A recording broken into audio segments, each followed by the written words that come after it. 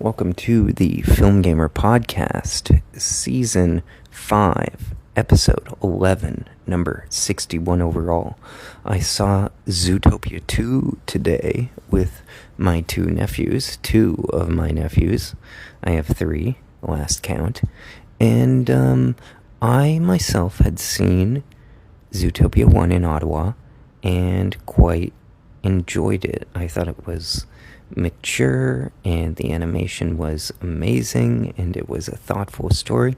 I wasn't huge on it, like I didn't think it was a masterpiece, but I thought it was one of the most thoughtful and original movies that had been done successfully in quite some time.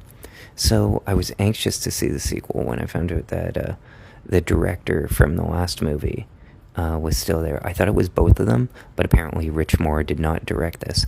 As well, an interesting bit is that in the credits, the closing credits of Zootopia 2, it said directed by everyone at Walt Disney Studios, or all of the animators at Walt Disney Studios, and I found that kind of aimed to be good, but also bizarrely anti-creative. Like why didn't Jared Bush and Byron Howard put their names on it that way? I just thought that was weird. The first one was I think Jared Bush and Rich Moore, but I'll have to look that up over the process of it. So here, and I'll do corrections at the end, so here's a reminder to myself for corrections for Zootopia 2. Figure out the directors that no one cares about. So, a bit of housekeeping. I'm in Ottawa now. I told you guys this was going to happen. I have a job at the airport, and since the date was changed for an extra week of virtual training, I did have some time on my hands in between doing modules, which I finished yesterday, did some virtual training, and then did some training modules this week, and tomorrow I'm going to try and do a dry run to the airport. Unfun fact about Ottawa transport: since I last left in 2017, there used to be two bus lines, the 95 to Barrhaven, and then going the other way to Orleans, and the 97 to airport via South Keys. Now, I did the 95 to get to my sister's place where she lived in Algonquin College quite easily. It was like 40 minutes along the highway. Very nice straight line. And then I went the other way to Orleans to go to No Frills for the groceries, and that was very pleasant. And I took the 97 to South Keys to go to South Keys Cinema because they had early showings like 10 a.m.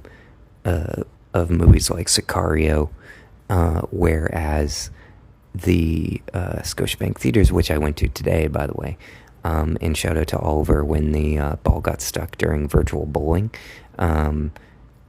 he was able to give me another turn and stuff like that, or my nephew another turn, so they had fun. I even created a little video of it that I might release if this gets a digital version, which it won't, but I'll release it separately.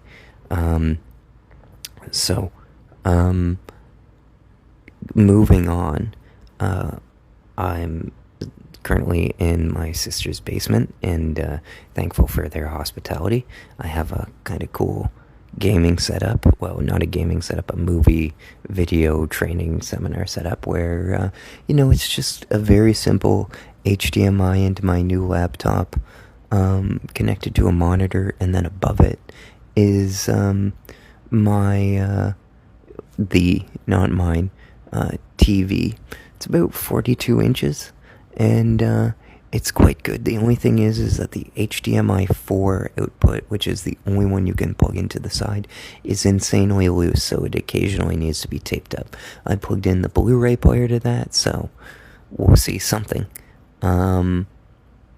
Anyways, that's my setup. I got back into the library, rented a whole bunch of new things. I don't have video games yet because I didn't bring my video game with me. So my PS4, Xbox One, and Wii U are all abandoned there, which is annoying because I saw some Rayman Legends twice, which is a game that I'd really like to play and play with these kids, and it would be fun. But I digress. I could bring it, but yeah, we'll see. Okay, so moving on. That's my setup. Am I nervous for this job? A bit. Who wouldn't be? But I've had so much training, even though it's virtual, that like when I get to on the ground and stuff, I feel more relaxed as well. I went to the local subreddit. It's baggage handling at the airport, and along with other things, it's the ground crew. And I went to the subreddit, which is, where the most cynical players are. And they all said, this is an easy job and I get hours, and then I stop there. I'm like, I get the hours and it's an easy job. That's all I need for now. The one difficulty is this, coming back to my point about the bus. They got rid of the 95 and the 97. So had the 97 still existed, I would have been able to just take that straight to the airport, and that would have been very, very nice. Although, granted, I do live further north, in the north end of Ottawa, or the northeast end. Second thing is the commute, particularly sometimes going on King Edward to Montreal, is super slow during rush hour. So much so that I reached out to a city councillor about it, mentioned the possibility of making a one-way street a two-way street somehow, because it's just cordoned off. There's room for two, but there's pylons there. And I said, or would that overcrowd it? And then I actually got a response back from the councillor's chief of staff saying, hey, there's this project in development to make an East End bridge. And I thought, oh, okay. So I sent that to Mona Fortier, who is our local Liberal member of Parliament. And I know that it's like a city thing, so there's that, but it was a federal proposal. And Prime Minister of Canada, Mark Carney, recently opened an office on major projects to emphasize Canada's, trade, interprovincial trade, and multilateral trade. And so, noticing that, I looked at the office of the CEO, who was named Don Farrell, as well as the other person in charge, Dominic LeBlanc, and I reached out to my local MP, gave her the copy of the executive summary. This is a project building a bridge from Ottawa to Gatineau, aka Ontario to Quebec. Well, that's not accurate. One's a city of another, but they're both technically correct sentences.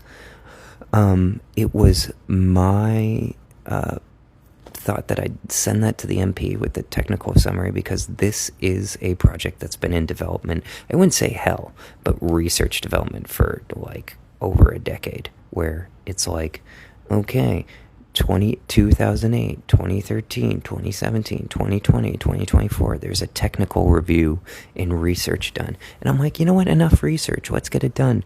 This is in Mark Carney's backyard, because he lives at Rideau Cottage. It's in my backyard, because, it takes an hour to pick the kids up from school and drive back, which I did once, and let me tell you, I was annoyed. You could probably listen to it in an earlier podcast when I review Furiosa, a Mad Max saga, but I was late to that movie because of that traffic, so I have it in me to get that right. So it would be cool if the Eastern Bridge from Ottawa to Gatineau got made due to special projects.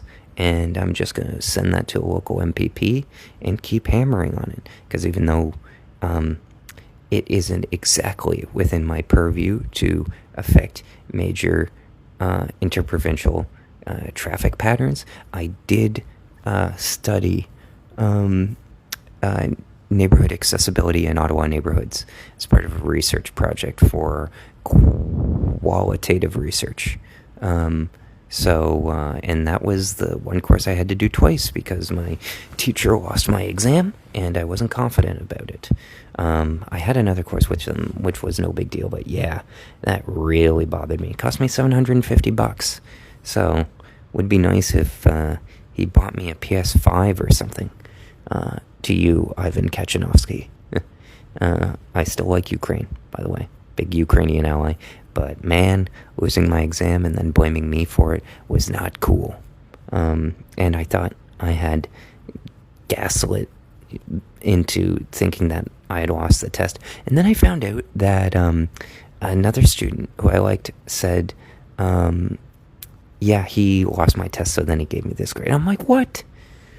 I went over somebody's head, my professor's, and then went to the head of the department. It was a professor who I wouldn't say pissed off, but I'd worked with her earlier on a project in communication studies. I don't remember which one, but I had taken a long time to complete a very extensive project, which was a website.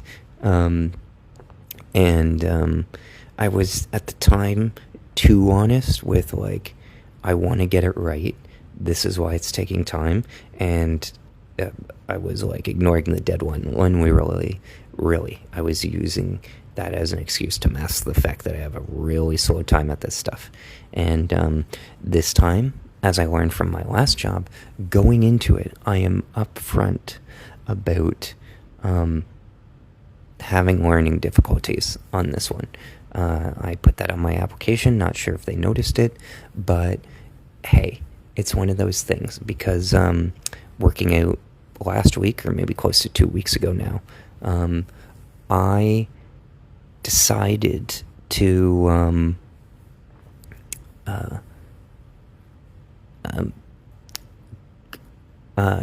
when I was doing deadlifting, that when I figured out I was doing it wrong because I was doing a clean and jerk where you take the deadlift and then you put it up over your head like they do in the Olympics. That's what I thought I had to do. And I'm like, oh wait, no, deadlifting is just that. It was taking me a really long time to do. I'm like, okay, well this will be easy because it's just, a lift up to the waist and then down. That's easy. Bend your knees. There you go. But even doing that, it was taking me a long time. And I thought to myself, okay, I know how to do it. I've done it a bunch of times before. It should be easy. But why is it so difficult for me? And it's just hard for me to focus. It's harder on upper weights because you need to focus, but it's particularly hard here. And I realize that's just because I'm, again, borderline ADD. Although now that I'm in Ottawa and have the chance of getting a new doctor, I can get looked at for that, and maybe I'll start medication or therapy of some sort, and that would be very, very nice. Yeah. Back to the movies. Do I want to get into the box office, or I'll work backwards from Letterboxd first and then end with the box office?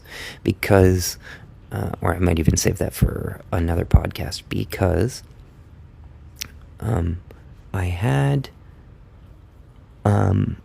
we're in the middle of Thanksgiving weekend, 5-day Thanksgiving weekend. We have Wicked and, of course, Zootopia 2, which is aiming for about 150 million, but we don't know how much exactly. So there aren't even any estimates yet. I'm doing this a bit early because I have time and I don't want to slip further away from the podcast, so I'll just deal with it when I have to deal with it. So, without further ado, here's my Letterboxd diary.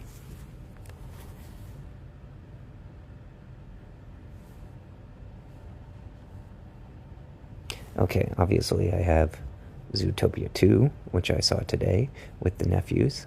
Annoyingly, I thought that I would have to pay $20 for my ticket, and they'd get to go in the fun house and playground and stuff like that in Theater 1. It turns out it was not in Theater 1, it was just in a regular theater, and I paid $16, but holy moly, is that so much more expensive than what I had in Kingston, because it's like a bigger city, I guess, but I have to be more careful about that stuff. Anyways, I'm still a bit in the honeymoon phase of living in Ottawa. I even thought about paying to get toner printer ink because it successfully printed off my tickets for Zootopia, which, I screenshotted, and you know how I am about having stuff on my phones, especially when I don't have data. I don't like having something that doesn't exist in the physical space.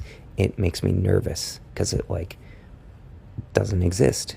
And it's just so inorganic because you'll save the ticket. For example, I saved this to my Google Wallet. Then my Google Wallet told me in order to view this, I'd have to put a lock on my phone. I hate having a lock on my phone. It is so inconvenient, wastes so much time out of my day. I don't want it at all. So I printed it off. The printer was faded as hell, but when I came up to the little thing, when I came up to the ticket master to rip my ticket or scan my ticket and that kind of thing, he was like, oh, sweet. And I was able to just pull the ticket out of my back pocket and have him scan the barcode. And it worked.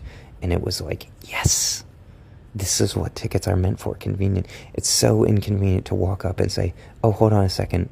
Let me punch in my code, go to the app, have it popped up. Here it is. Sometimes you can swipe down, but keeping stuff like apps running in the background takes up a lot of energy. And again, it's easy for a lot of people because they have data. I can't afford that. Maybe I will with this new job in the hours I get, but yeah.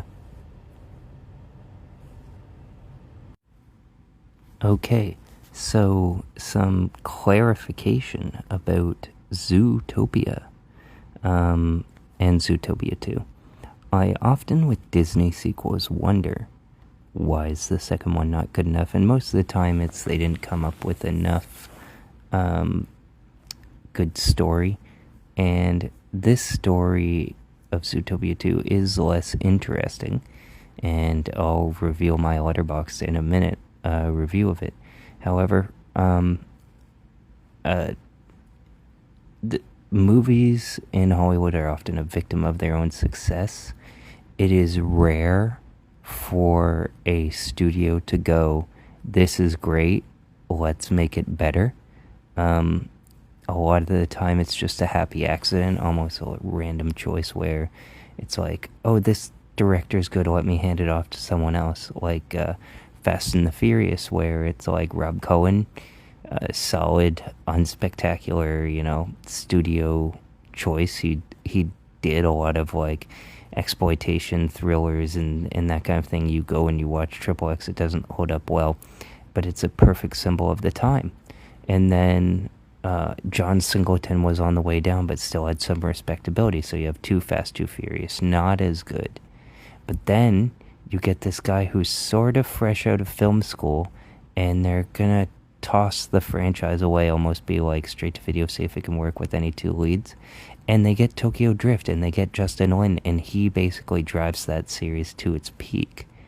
With Zootopia, it was a massive success, almost like $1 billion. It was named one of the 10 best films of the year. It won the Academy Award for Best Animated Film. And because of that, often, it's like, oh, this is so successful. The guy gets so many offers. The people involved get so many offers. The studio wants to put them on certain projects or fast-track them to another one. By the way, another earlier example of happy accidents, I guess, even though I don't like the sequels as much, is Rupert Wyatt directed Rise of the Planet of the Apes, my favorite in that trilogy. And then they hired Matt Reeves because Rupert Wyatt didn't like the timetable turnaround. He didn't think he could make a good enough film in like 3 years. Because, it's like a 4-year animated project and there'd be a lot of CGI. So they needed somebody who was like, could say yes and do it and shoot quickly. And a lot of those times those guys are a certain set of precise, but they don't bring the emotional impact that I think Rise of the Planet of the Apes has. Matt Reeves directed Dawn and War for the Planet of the Apes. Dawn was done on a very short turnaround because he had 2 years by the time it went into production.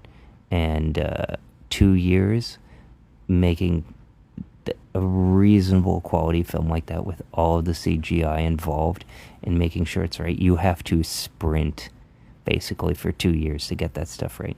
And so he did, and then they're like, can you do it again? And he's like, absolutely not. He got 3 years for War for the Planet of the Apes. But Zootopia came out in 2016, and it's 9 years later. Jason Bateman did, a promotional post where it was like, oh, the movie I've been waiting to make, it took 9 years for it, Zootopia 2. And, yeah, it doesn't really warrant that, although it does make me want to watch Zootopia Plus on Disney Plus. So, that's something. But the movie is slight. And the reason for that is the writers and the directors aren't the same. I mentioned them earlier. And the interesting thing here is that the original Zootopia was directed by Byron Howard and Rich Moore and written by Jared Bush and Phil Johnson. And for the sequel, they kept Byron Howard and Jared Bush, promoted Jared Bush to director, and Rich Moore and Phil Johnston went off to other projects. Phil Johnston, I believe, is making Phil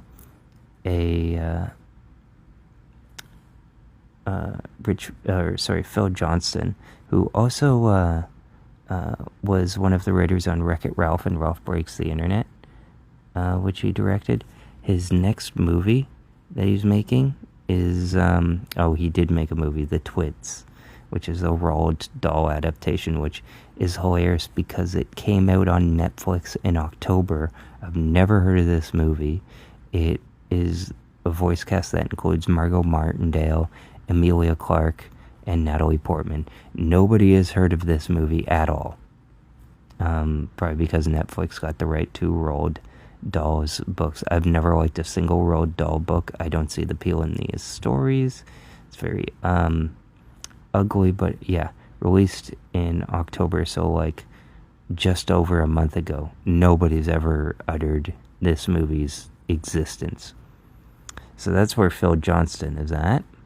And then, and why he didn't come back from co-writing it. Maybe they could have put a bit of story. And then the other guy is Rich Moore, who is, was a director on The Simpsons, The Critic, and Futurama, and then he directed Wreck-It Ralph, and then he directed Zootopia, and then he directed Ralph Breaks the Internet, a movie which is almost great, but does the sin of basically reverting all the character change from the end of the first movie and kind of resetting them, and yeah, that's bothersome. But I like the references. Makes me think they should do a Disney Princess sleepover movie. Anyways, the guys won 2 Emmys and the Academy Award. So he's the co-director who's missing, and his next movie is another Jack and the Beanstalk adaptation. He did a movie. Well, he was involved in a movie, like just in a minor role, called Spellbound last year. But, yeah, I hadn't heard of it. And looking at it, it's a Netflix movie, of course. How are the reviews? John Lasseter produced it, Richard Zegler, 45%. Harmless. More Netflix vaporware. Anyway, he didn't have a big part on that, so I won't get into that. Anyways, so those two are missing from the movie. Rich Moore and Phil Johnson, and it's just Byron Howard and Jared Bush, who also did Encanto. Obviously, this was a priority for the studio. They knew it would make money. That's why they put it here. And Disney doesn't release a whole lot of movies, and now they don't release a whole lot of Fox movies. Their next movie is Ella McKay on December 12th, which might be another expensive James L. Brooks flop like the last 2 movies he's done, because he did How Do You Know and Spanglish, but he only makes movie every once in a while, and he made The Simpsons, so he gets a blank check for life. Good for him. Anyways, nice little Christmas comedy, hopefully. So, getting into my Letterboxd. Waiting for it to load. Pardon me. Of course it's slow. There we go. Recent activity. Zootopia 2, 2.5 stars out of 5. It's a bit boring and repetitive and nowhere near the first, but the central duo of Judy Hopps and Nick Wilde, played by Jennifer Goodwin and Jason Bateman, respectively, are good enough to watch, and it has some laughs and hits its thematic points that I can forgive it slightly. But I didn't care for the snake story at all. The snake is played by Ke Huy Quan in another role that makes me think, not that he's a one-hit wonder, because he is good, and he really did deserve that Best Supporting Actor Oscar, but I don't know. He tried sort of something different in the Jackie Chan mold with Love Hurts earlier this year. That movie wasn't good at all. I am so glad that I didn't see it in theaters, because it was dragging when I finally watched it on video. But anyways, he hasn't really popped in anything, but I didn't care for the snake story at all, and thought that the ultimate reveal about, what was behind the bad guys all along and stuff to be fairly lame and predictable, and along with the pacing, it leaves a lot to be desired.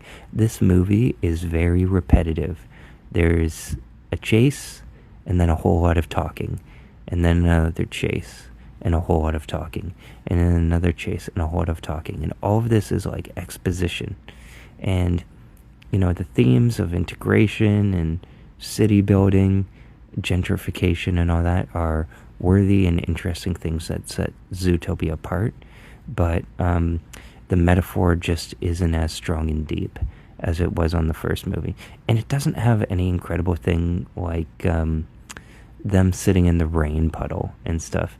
It seems like Disney animation, and you see this with Pixar as well, has gotten a downgrade. And to me, that is just so disappointing. But going back a bit, Conjuring Last Rites, straight down the middle, back to formula redo of the first film, less impressively directed by Michael Chavez, but thematically all of the Christian stuff works for me, as a Christian myself. I give this 3 stars out of 5. Mid-budget, no diversity, takes its ridiculous subject seriously without punishing the audience or winking at the camera. This is the kind of movie America says it wants and got, and no surprise it was the biggest hit of the franchise, making over double and almost $500 million. Chavez greatly improves on his last effort. The cinematography and production design really bring their A game in this. Number of wonderful shots, like scene in a mirror, in a bridal shop, always works. And just how the cinematography frames the camera work is really great. It's my second favorite behind the first one. I find the second one is interesting, but a bit of a mess. And the third one was just lame. That made me think, okay, is this the end of it? But the third one came out during COVID, 2021. It got downgraded as an emergency like a few weeks later, I think. But it was a really lame, small kind of movie. And it did, despite that, okay, it's still open to like 20 million. That kind of should have let people know that there was still juice in this franchise. But as a result, you have making like 60 million. Again, super impressive. It cost 50 million, so it like broke even, at least mostly, during its theatrical release during the COVID rebound year. And horror has come back in a big way. I guess because Smile didn't pop that way, that people thought, oh, never mind. But The Conjuring Last Rites, I talked about this, it opened to like 84 million. It was huge, more than double what the first movie and more than double Final Take. And you watch the movie, and it just hits all the sort of obvious stuff, but you can tell the people making it do really care, and it's kind of like one for the fans. I would liken it to Nightmare on Elm Street 3. Of just like, yes, we know everything, we know the rules, we don't need to drop some deep lore, and then the actors just kind of act their ass off, despite the script being ridiculous. My dad even leaned over to me and said, while we're watching this movie, the final act is really working. It's rising to a climax, and my dad's like, how much did this movie make? And I was like, $500 million. It was huge. And he's like, oh, I can see it. Yeah. So overall ranking of the series I've seen, I would rank Conjuring 1, The Conjuring, which I had as a digital copy before Google erased it. Thank you, Google. This one, The Conjuring 2, and then The Conjuring Devil made me do it, which is so bad I didn't realize, I thought the title was a ripoff. I didn't know it was the actual case, even after I saw it. And then Annabelle 2, Annabelle 1, and Annabelle 3, in that order. I, for some reason, didn't rank it, all of them, because I still have yet to see both the Nun movies, the one from last year and the one from 2019, and The Curse of La Llorona, which was, I believe, Michael Chavez's first movie, if I'm not mistaken. And then he also may have done Nun 2, but La Llorona was added as a Conjuring movie last minute, and because of that it did. But they can really, bring this all together. I'd like to see that.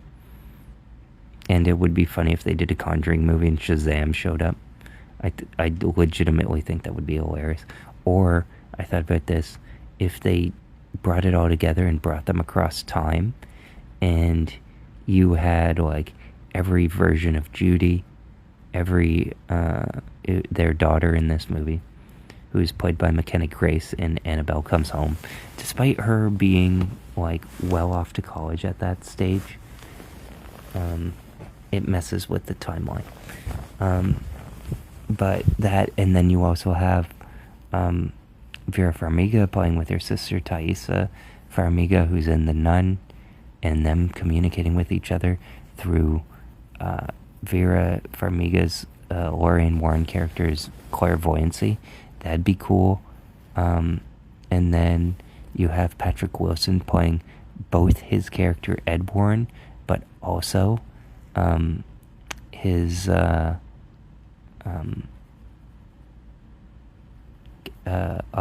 character from Insidious, who I cannot remember the name of. And no, I haven't seen Insidious 5 yet. But what distracted me was I was staring ahead and I realized the Wi-Fi button is staying on. And that's very annoying, because if I turn it off, who knows if it resets. I just solved the problem of my Wi-Fi connecting to my printer, and I don't want that ruined, so I'm gonna have to tape over it with black stuff or something. Anyway, moving backwards. Black Phone 2. Don't drop that dun dun dun. Oh, don't drop the dun dun. Creepy 8mm footage made uncreepy for the first time by trying to make it creepy. This movie is not good. I gave it 1.5 stars. It also drops the from the Black Phone. It's just called Black Phone 2. Don't know why they did it. Madeline McGraw in this movie, who was excellent in the first film, is excellent here. By far the best thing about the movie. I hope she has a big career because she's a young girl. Ethan Hawke, to me, just isn't scary, and is a big part of why The Grabber doesn't work. But when a group of 8 people have a tough time taking him on, even with Freddy Krueger logic, it's very lame. The body count of this movie should have been way, way higher, because that's how you do it for horror sequels. Bigger scale and more kills, and then at the same time also execute just as well. It's a degree of difficulty, and what the director here does, Scott Derrickson, is he changes the setting, he makes stuff a bit more creepy, I guess. But it's just not scary. And it's excuse me, Nightmare on Elm Street ripoff. I said Denzel would body check the grabber. Some of the acting is poorly directed because you have Jeremy Davies giving a scene, and he's supposed to be very emotional. And he's a good actor, I find, going back to Saving Private Ryan that I saw him in. And the blocking of the scene is just cut to close-up of him, cut to close-up of his daughter, cut to close-up of his son. And he seems to have had, they give a passing reference, a character transplant from the last movie. One of those where the growth comes off screen, because he was very abusive in the first movie. Isn't in this one. But you could buy the events of the first film impacted it, and it's like, okay. But in that scene, he doesn't really look like he's looking at her. So maybe he wasn't available that day or something, and they filmed it differently, but it's disappointing. Performances have never been Scott Derrickson's strong suit, though. Unfortunately, there's not many scares here, and no Joe Hill cameo that I could see. This movie needed a much higher body count to up the intensity in a story that was coherent and gave a crap, because this felt all over the place with a little character growth beyond the trauma of the first film we start with. The first film is about a boy that gets kidnapped by the grabber, played by Ethan Hawke, who is a serial killer that abducts children, and he holds them in a basement where all he can do is talk on a black phone with the previous victims of the grabber. So it's interesting. He uses them to, communicate and get out. Meanwhile, his sister, who is clairvoyant, hears the voices in her head and struggles with that, being a weirdo, but also using that to track down her brother. Immediately more compelling story. The story of this one is because he's haunted by the grabber who he killed and has that trauma, he spends nights sleepwalking. And he sleepwalks back to the place of the first one, and for whatever reason they discover voices that they hear. I'm struggling to remember now. At a camp, a frozen camp, and they go there and there's people there, and that's like the whole movie is at this camp, and it's very obviously and very badly green screened. So that's why I gave it that score. Him, 1.5 stars. Stylish, and I was thinking in the beginning, this is great, but it doesn't iterate on its ideas, so it gets a bit tiresome. Great cast. Marlon Wayans is good. The main guy is good. And then people are well cast. Like you have Jim Jeffries, of all people, being cast. That's kind of crazy. And then you have, but of course he'd be a doctor. It's about basically concussions of a sort. It's a football horror movie about a guy who wants to be, as they say, him. He wants to be the greatest of all time, the one people think about when it comes to football. So he goes and trains with the all-star quarterback on the verge of retirement, played by Sean Wayans. Is it Sean or Marlon Wayans? Okay. Now I have to look. It is Marlon.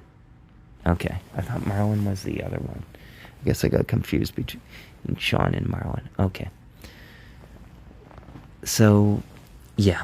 That's just all I'll say about it. I'm not going to delve into it too much. Tried something new. Jordan Peele remains a good producer. It just started to, the pacing hurt it. And when you look at that movie and you look at Zootopia 2, okay, is it going to show me the runtime on here? Of course not. Letterboxd, add runtimes. Oh, 96 minutes. Yeah, it felt long.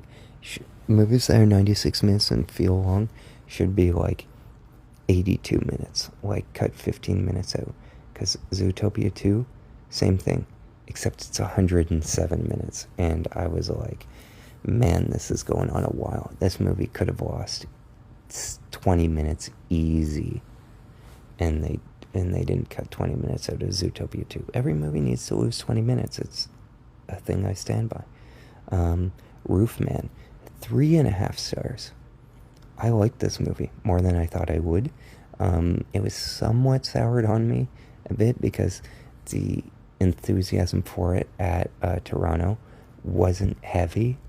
And I remember this one lady who was an idiot told me she walked out halfway through because she disagreed with the Roofman being a criminal character and thought that the movie favored him. Obviously, she didn't watch till the end.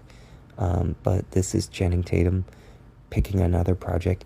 He really is, to me, a movie star in the sense that he picks his own projects. He makes real movies, but real movies that everybody likes. Channing Tatum's midlife crisis movie because all he wants to do is hang out with kids and doesn't get along with his wife character and reconnects and stuff. There's some parallels there to his real life that I won't get into, but you've seen this kind of thing before, but they work to make the characters really believable. Tatum is very good, and it's one of Kirsten Dunst's best performances. If this movie were released and instead of being marketed as a comedy, the same thing that Running Man was, and it's like, can't this just take this seriously a bit? It would have more weight to it. But I know it's an Edgar Wright movie, but had they just done that one more actiony and then done that later, I don't know, I'll have to see and check it out. But Roofman advertised as a comedy, but it's serious. It's a pretty serious, straightforward movie. And the dramatic moments they really nail. So, yeah, confusing. I don't know why they did that. Marketed it that way, because it could have been an Oscar talk movie, and that would have been cool. But, you know, it didn't hit commercially super highly. So it's going to be a movie of people are like, why wasn't this movie ever nominated for an Oscar? And it's because it didn't hit well commercially. Paramount or Miramax or whoever then decided, well, this isn't making any money, and dump it. It's the same thing with Rental Family, which hasn't made a whole lot of money this past weekend.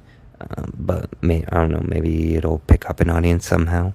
But, like, great trailer, boom, out of the gate, doesn't win TIFF, dead on arrival. I find that kind of funny. But also weird that these movies aren't hitting. And it's because studios just don't have confidence in them. Now, this movie I gave 4 stars. Delirious by, I believe, Tom Mankiewicz directed this movie. Yeah, son of Mank himself. It's the last movie he ever made. Tom Mankiewicz, that is. And it's a great concept and funny. High concept and funny. I wish movies like this still had a budget this big. You can tell it's the era of Twin Peaks, Groundhog Day, and others. This is 1991. And it's just, you know, you can tell movies that are made on the same type culturally, because it's not necessarily the director. People are like, oh, Twin Peaks is weird, it's David Lynch. No, David Lynch is a time capsule of the 90s. And he evolved his style, but he didn't change his culture. And this is like early X-Files, that kind of thing. This movie would fit in as an X-Files episode. It's about a TV writer played by John Candy who writes for a soap opera and then gets in a car accident, wakes up, and finds that the town he's in is real. But it's also a soap opera, so it's played like completely straight and ridiculous. It's really funny. I really enjoyed this movie. And it's really well cast, makes good use of John Candy. An interesting thing about the movie is that, particularly with John Candy, there are really great stunts in this too. Like, there's a horseback chase scene, similar to Back to the Future 3, I know. But I still like it. And it just had a high production value. You can tell it's real sets, shot in New York. There's like 10 people in the movie that you know. There's a guy from Succession. There's Dylan Baker, who's Dr. Octavius, who's like a nothing role. There's, I don't know, how many other things, how many other people. But it's good. It's really entertaining. Robert Wagner shows up as a cameo, playing himself. It's hilarious. Yeah, go watch it. It's on Amazon Prime. I believe it's an MGM film. Highly recommend. 4 stars. Deliriously funny. And that was one where my brother was just like, let's pick a random movie. He's braver than me. And he's like, John Candy, TV writer, how bad can this be? Let's go. You know? So yeah. And then, you know, oh no, good fortune is bad. I spoke about that in my last podcast, so we're full circle here, and I will just finish off with the box office, which I have right up here. Zootopia 2, number 1, 20 million. It's going to do 150 for the 5-day. It's apparently huge in China. It's already made 133 worldwide. Keep in mind, this opened on a Wednesday. It's only Friday. So on the slow days, and Thanksgiving Day is where it made a whole lot of money. It's going to make way more over the weekend. Then you have Now You See Me, Now You Don't. I talked about this briefly. It's not as big as it was, but it was number 1. And it's doing well overseas, 150 worldwide. Then you have Predator Battlelands, which kind of took a nosedive, but with Thanksgiving, you kind of have to look at it as ongoing. 5 days. Look at the weekdays as weekends and just see how it plays out. Because movies can stretch out and have long stuff like, with Mission Impossible. It was hard to tell where it was going to end up. It turned out, for the type of movie it was, it ended up on decent expectations. They didn't screw it up. But, it was just bloody expensive. But, I was happy at the end of the day. It doesn't matter, the movie got made. Then you have Eternity, A24 wide release. That's just a rip-off of Defending Your Life. This is a movie that I wanted to see at TIFF just so I could be the first to give it a negative review. But then I was like, I'm not enough of a hater. And now I think I wasn't a hater enough. But hey, can't look back, can only look forward. I gotta think of something I can do a review for. Maybe I'll try Zootopia 2, but really I just want to get this going, keep my head above water. In fact, tomorrow, or today, even in a few hours, if I can drag myself out of bed, which I know I'm hurting myself, but I do it because I love you guys. If you're listening, thank you. I do it because I love film, and it's just what I do. Some things you just do because you need to do it. Sort of like when I was around this time in university struggling, editing a picture, which unfortunately got undone pretty much except for one great edit by the girls that I was working with a few days later. And I was trying to meet the deadline. And there was no communication. No one was responding to my texts. But that one awesome edit I kept. And I remember, when I was up at night editing that, and this was several hours, I thought, man, this sucks, but isn't it cool that I can go down at like 2 a.m., on school campus and work and just sit at a computer in a comfy chair on a big screen and, manipulate an image to create art. And I'm like, darn it, I hate this, but I love film so much. Yeah. Moving on. Eternity is not that movie. Rental Family, number 5. Man, I was hoping this would be a gigantic hit, but as soon as it didn't win TIFF, Disney was like dropping it. They might even sit out this Oscar race, which is crazy because this is a good, feel-good movie. The smart thing for them to do, I guess, would be to drop this on Disney Plus on Christmas Day. And if it doesn't pick up an audience, that is. And I'm not a fan of short windows, and they probably won't do that anymore. But,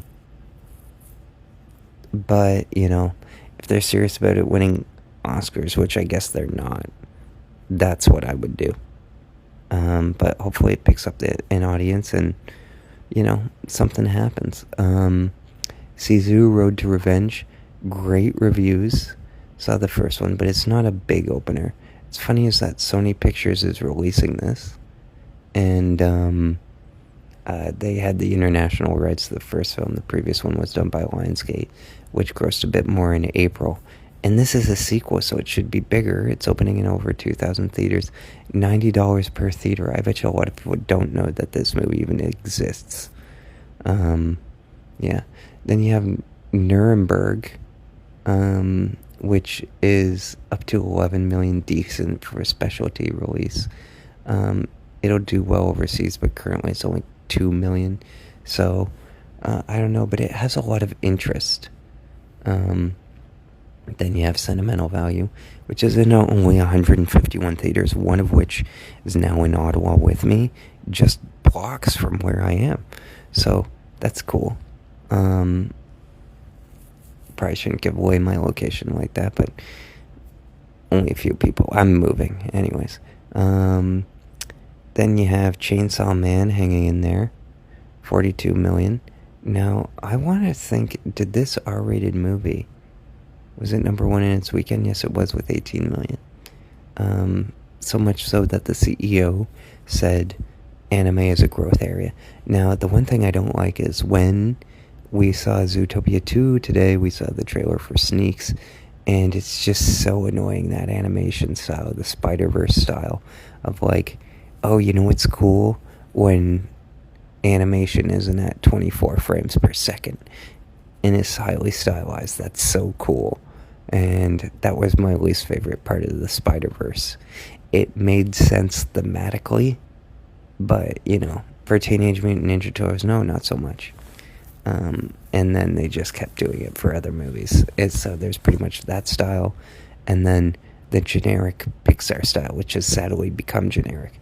Even though the next movie is Toy Story 5, well, there's Hoppers, which apparently is like Avatar, but, or A Bug's Life Again, is how I saw it.